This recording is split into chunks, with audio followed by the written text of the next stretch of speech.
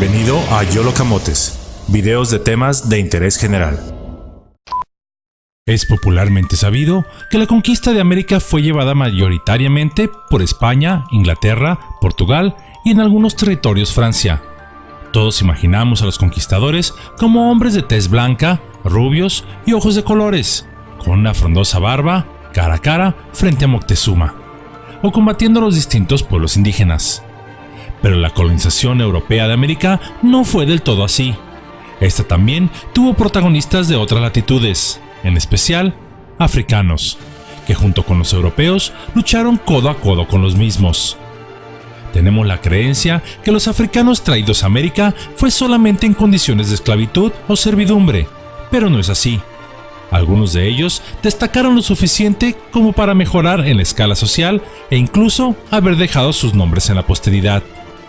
Hoy deseo hablarte un poco de esta herencia africana en México.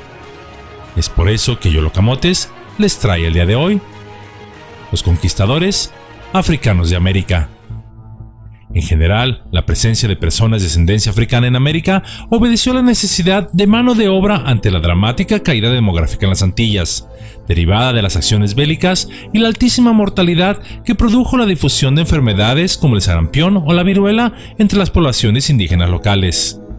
Fue así que a partir de 1502 se comenzaron a enviar esclavos negros a las colonias americanas, al considerarlos más resistentes no solo a la incidencia de virus, sino al trabajo físico en general. Sin embargo, es de destacar que el régimen esclavista español era más benigno que el portugués o el inglés, y salvo en zonas muy concretas, por ejemplo las plantaciones de azúcar caribeñas o el litoral pacífico de Sudamérica, el esclavo negro solía ser básicamente doméstico, es decir, se empleaba como criado o asistente. También era muy frecuente y nada raro que se le diera la libertad. Muchos la consiguieron, estableciéndose como colonos con empleos típicos y tan peculiares como porteros, pregoneros, subastadores, verdugos o incluso gaiteros. Algunos otros con espíritu más aventurero se enrolaron en el ejército español. Podemos nombrar por ejemplo a Juan Valiente, que es posiblemente el más famoso conquistador negro.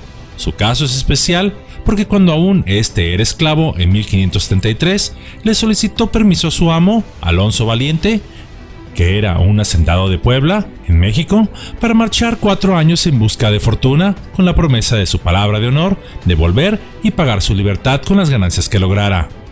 El español accedió y Juan se alistó junto con otros 200 africanos, la mayoría esclavos, en la expedición que el otrora lugarteniente de Hernán Cortés, Pedro de Alvarado, preparaba para ir a Perú.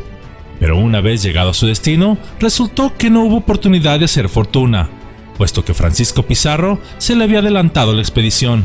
El conquistador español, Diego de Almagro, le pagó a Alvarado una considerable suma de dinero a cambio de que regresase y de contratar a los hombres que desearan quedarse. Juan Valiente fue uno de ellos, y en 1535 estaba en Chile con su nuevo jefe, Diego de Almagro, peleando contra los araucanos. 5 años después, había logrado ascender a capitán, a reunir cierto capital, incluyendo una encomienda y una propiedad a las afueras de Santiago, Chile, así como una esposa, Juana de Valdivia, presunta exesclava del famoso conquistador Diego de Almagro. Alonso Valiente, el dueño de Juan, trató de ponerse en contacto con él para resolver su situación, pero las dificultades en las comunicaciones propias del siglo XVI lo impidieron. Al mismo tiempo, Juan intentó pagarle a Alonso lo prometido por su libertad, enviándole el dinero acordado, pero fue víctima de una estafa. Los mensajeros encargados de entregar el pago por su libertad nunca llegaron a su destino, perdiendo Juan el dinero y, aunque famoso, irónicamente y legalmente, seguía siendo un esclavo. Finalmente, Juan moriría en combate junto a Pedro de Valdivia en la batalla de Tucalpel en Chile en 1553. Otro africano, de nombre Juan Garrido, fue hecho esclavo por los portugueses, pero al convertirse al cristianismo en Lisboa, adquirió su libertad y se le permitió viajar a Sevilla, donde embarcó en 1503 para Santo Domingo como criado a las órdenes de Pedro Garrido. Durante 11 años combatió la conquista de Cuba y Puerto Rico, además de participar en el descubrimiento de la Florida. En 1519 se sumó a la expedición de Cortés a México, donde arribó junto a México Tenochtitlan, y luchó contra los aztecas. En una carta dirigida al rey, Juan Garrido presumía de haber sido el introductor del cultivo de trigo en el continente americano. Posteriormente, lucharía al lado del conquistador Antonio de Carvajal en lo que hoy es Michoacán y Zacatula. En 1525 se le concedió un inmueble en la Nueva Ciudad de México, donde trabajó de portero, pregonero y vigilante del acueducto de Chapultepec. Pero siendo de espíritu inquieto, 3 años más tarde se lanzó otra vez a la aventura, al mando de una expedición para explotar las minas de oro de Zacatula. Tras un breve descanso, se enroló nuevamente a las órdenes de Cortés cuando éste exploró la Baja California. Era el responsable y copropietario de un batallón de esclavos negros e indígenas. Fallecería de causas naturales en 1547, dejando esposa y 3 hijos. También tenemos a Juan Beltrán, mulato que se hizo famoso en las guerras de Chile, donde por su valerosa actuación y su colaboración en la fundación de la ciudad de Villarrica, se le encomendó la construcción y el cargo de capitán de un fuerte en las afueras, además de premiarle con una encomienda de $500,000 de indígenas. Beltrán dirigió campañas militares victoriosas, pero al final murió luchando contra los indígenas araucanos.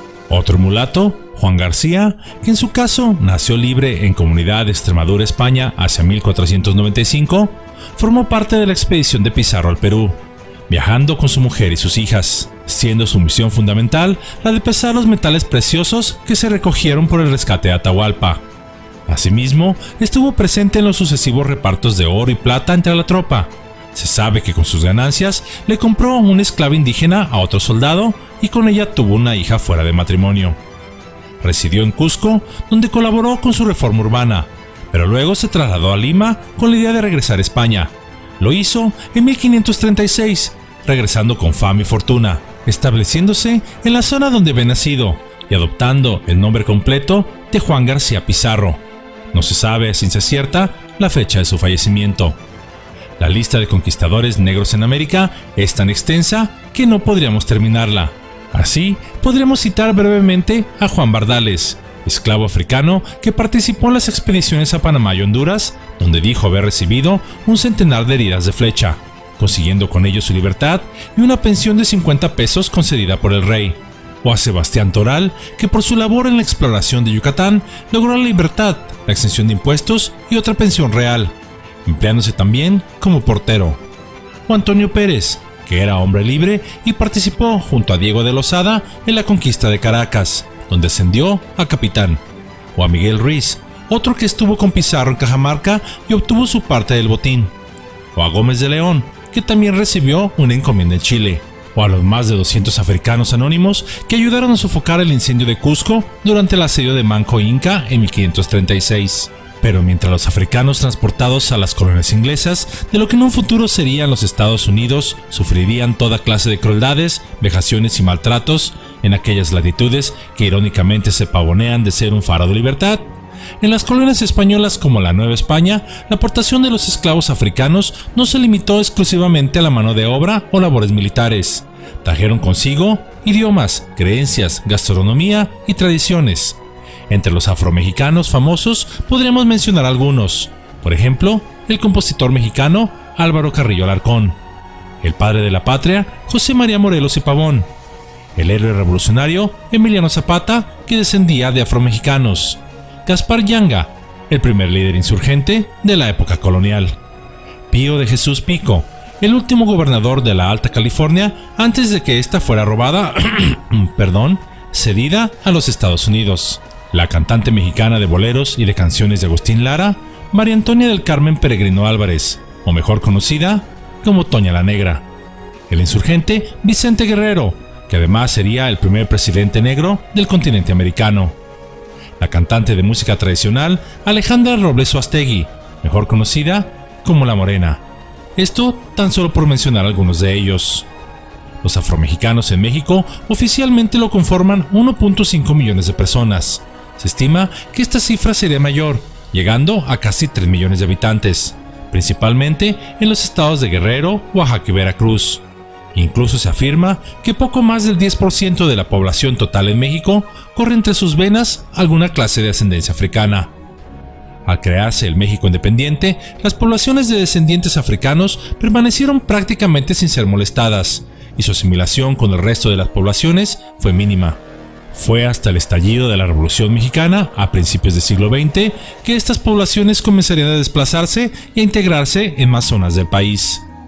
Durante varias décadas del siglo XX, las políticas públicas revolucionarias e institucionales fomentaron falsamente que toda la población en México se componía exclusivamente de mestizos, ignorando prácticamente al resto de las distintas razas, como fueron las poblaciones indígenas y prácticamente siendo invisibles las africanas. Esto solo hasta el año de 1969, y debido a las presiones sociales de estos grupos, que se comenzó lentamente a reconocer su existencia y sus aportaciones al país. Pero tendrían que pasar otros 50 años, hasta abril del año 2019, que finalmente se reconoció a nivel constitucional a las personas, pueblos y comunidades afromexicanas. En el año 2020, por primera vez en la historia, el Censo Nacional de Población incluirá el apartado de ascendencia africana. Las condiciones en las cuales las poblaciones africanas fueron capturadas, transportadas y esclavizadas no les impidieron mantener viva su cultura. Los afroamericanos mantuvieron sobre todo su espíritu indomable, su música y su fe religiosa. La música africana, que transformaría al continente americano, daría nacimiento al jazz, la salsa, el merengue, el samba o el candombe, tan solo por citar algunos ejemplos de dicha influencia, y que a la postre sería el pilar de la música moderna, conquistando nuestros oídos a través del ritmo, ya que la música, además de ser una satisfacción para nuestros oídos, nos toca y mueve el alma. Los afromexicanos y afroamericanos en general, además de luchar con la espada o laborar arduamente en las haciendas, han participado en la política nacional de todos los países americanos, lucharon por la independencia en todo el continente, cabalgaron durante la Revolución Mexicana, así como los movimientos de libertad social en todos sus respectivos países. Ellos, por ejemplo, representan la tercera sangre mexicana después de la mestiza y la indígena, y de la cual aún hoy en día poco se habla. Los afromexicanos son una prueba que la diversidad de México es infinita, multicultural y multiétnica. Reconocerse mexicanos no lleva a decir que se pertenece a una raza en particular. Ser mexicano va más allá. Un mexicano lleva su esencia en el alma, y esa esencia cruza fronteras y recorre el mundo entero. Los afromexicanos son una muestra de ello. Un mexicano se distingue ante todas las cosas por su alegría, por su personalidad respetuosa, trabajadora, por tener un calor humano que contagia, abriga y te hace sentir en casa aún a miles de kilómetros de distancia de ella. Un verdadero mexicano sigue luchando aun cuando todo va en su contra. Cuando cae y todos creen que ha llegado a su fin, se levanta de entre las cenizas y demuestra que aún tiene para dar más. Un auténtico mexicano, cuando ve una tarea en apariencia imposible, dice, sí se puede. Un mexicano, cuando se le critica, simplemente sonríe y sigue adelante hasta lograr el triunfo. Un mexicano no trae el nopal en la frente como los ignorantes le dicen para ofenderlo. Un mexicano trae el nopal en el corazón. Somos sencilla y orgullosamente hechos en México, forjados en el barro, pero gracias al soplo de los dioses, nos convertimos en hierro.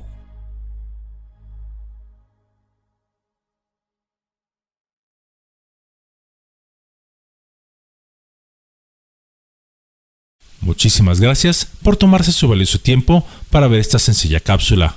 Si fue de su agrado, les invito a que le den su pulgar arriba y compártanla.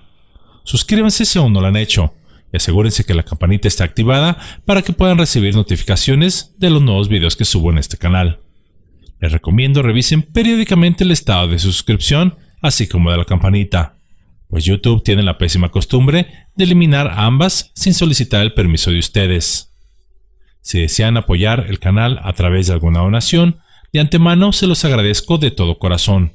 Mi salud ha mejorado considerablemente, gracias al destino que aún parece decirme que no es mi tiempo, al amor de los que me rodean, a una dieta y estilo de vida lo más sanos posibles, a mi propia terquedad de luchar hasta el final, pero sobre todo por el apoyo material e inmaterial de todos ustedes, porque como todo mexicano, yo también creo que nada es imposible. Para los que deseen hacer alguna donación, la liga aparece ahora en sus pantallas y se encuentra también en la descripción de este video. Les invito cordialmente a echarle un vistazo a mis redes sociales, a visitar la página yolocamotes.com, que sé que la he tenido algo descuidada. Mil disculpas por ello. Gracias por regalarme un poco de su tiempo con cada video. Gracias por sus comentarios positivos, sus recomendaciones y sus sugerencias. Todas las leo y todas las tomo en cuenta. Tengo una lista aproximada de 2000 sugerencias. Poco a poco las he ido sacando, pues mis fuerzas se han ido recuperando para traerles estas sencillas historias y relatos poco conocidos del vasto y hermoso México, así como todos nuestros bellísimos países hermanos de habla hispana, con los que compartimos un origen y un destino en común. Nuevamente, a todos ustedes, muchísimas gracias de parte de su amigo Yolo Camotes.